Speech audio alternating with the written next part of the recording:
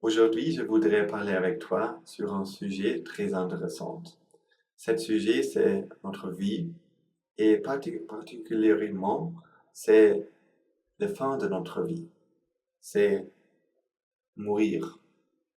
Tous de nous, nous savons que notre vie, ce n'est pas, il y a une limite.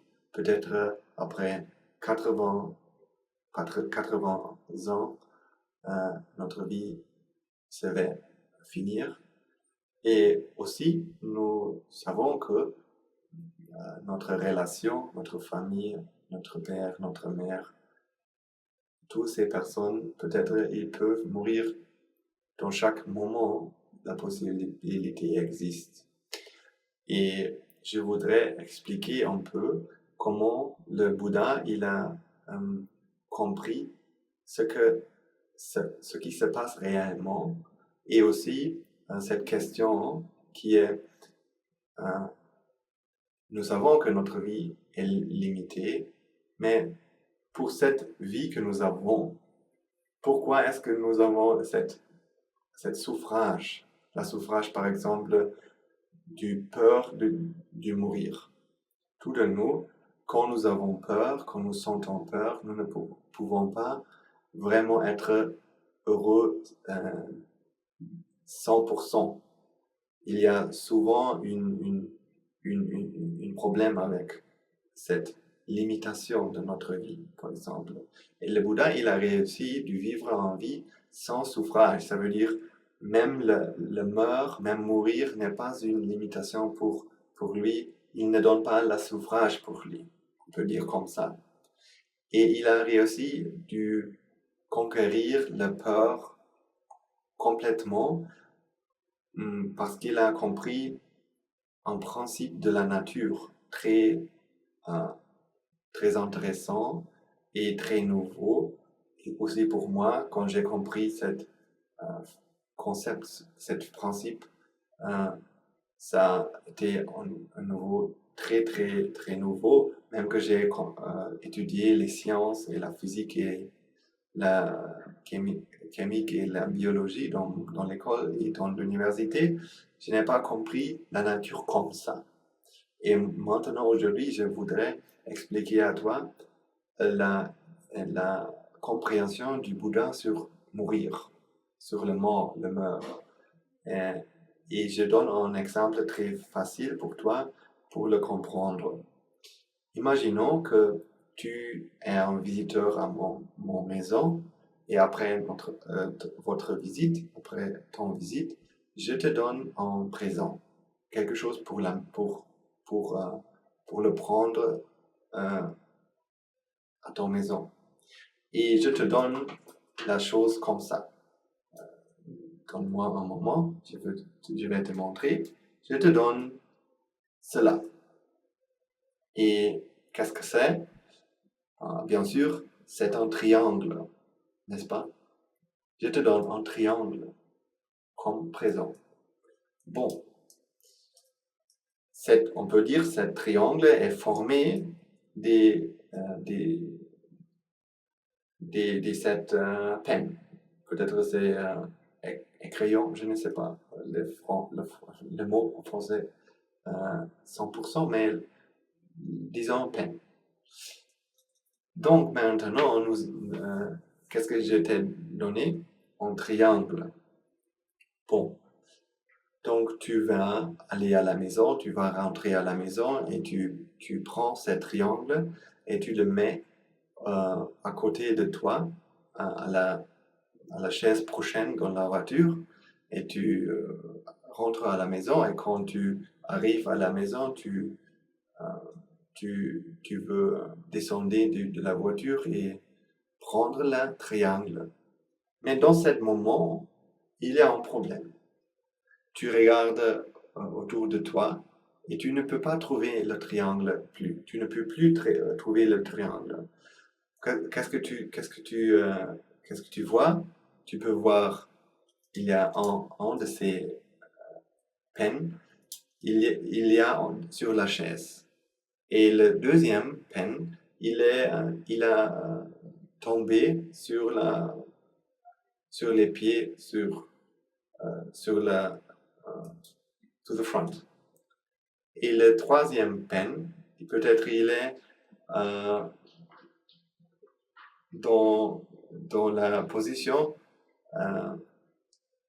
dans une autre position. Ce n'est pas important où. Ça veut dire, qu'est-ce que tu trouves? Tu peux trouver 3 crayons. Tu peux trouver 3 pens seulement. Donc, nous pouvons faire une petite bilance. Qu'est-ce que tu as donné? Qu'est-ce qu'il est arrivé qu'est-ce qui est venu à la maison et qu'est-ce qu'il sort de la maison? Parce que pour le voyage, il n'y avait jamais une opportunité pour aucune chose de sortir de la voiture et aucune chose pour entrer dans la voiture parce que toutes les fenêtres sont fermées. Ça veut dire que les choses que tu as pris dans la voiture, ils doivent être dans la voiture quand même.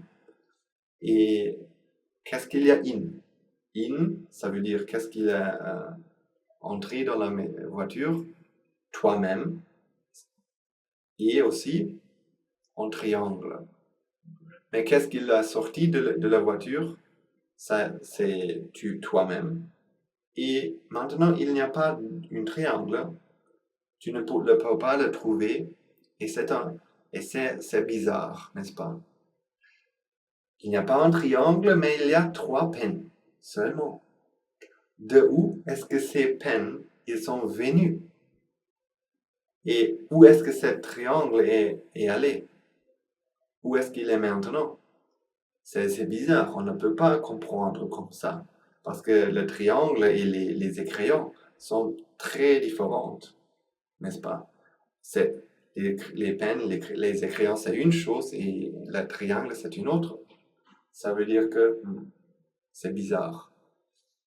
Et donc, on ne peut pas expliquer la réalité de la nature disant que moi, je t'ai donné seulement un triangle.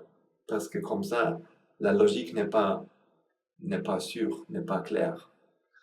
Donc maintenant, nous pouvons dire, peut-être je ne t'ai donné seulement un triangle, je t'ai donné aussi 3 crayons. Ça veut dire que je ne t'ai pas seulement donné un triangle, je t'ai donné 3 crayons aussi. Combien de choses est-ce que je t'ai donné maintenant? 4 choses. Des 3 crayons et un triangle. Donc, est-ce que c'est logique? C'est mieux logique qu'avant parce que maintenant nous pouvons comprendre que les crayons que je t'ai donnés, les crayons que tu trouves à la fin de la voyage sont les crayons que je t'ai donnés dans le début. Donc ça, c'est clair maintenant. Nous savons de où est-ce que ces crayons ils sont venus. Parce que je t'ai donné ces crayons, ces pens.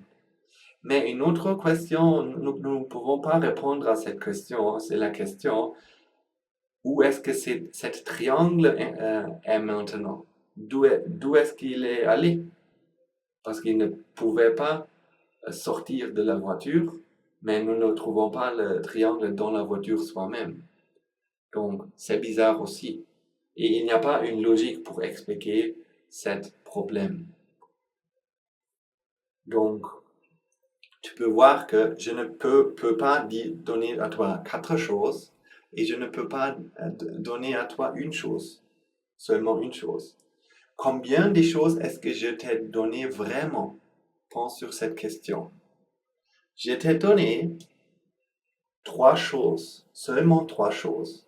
Qu'est-ce que je t'ai donné? Je t'ai donné vraiment seulement 3 crayons. Mais le triangle, qu'est-ce que c'est ça?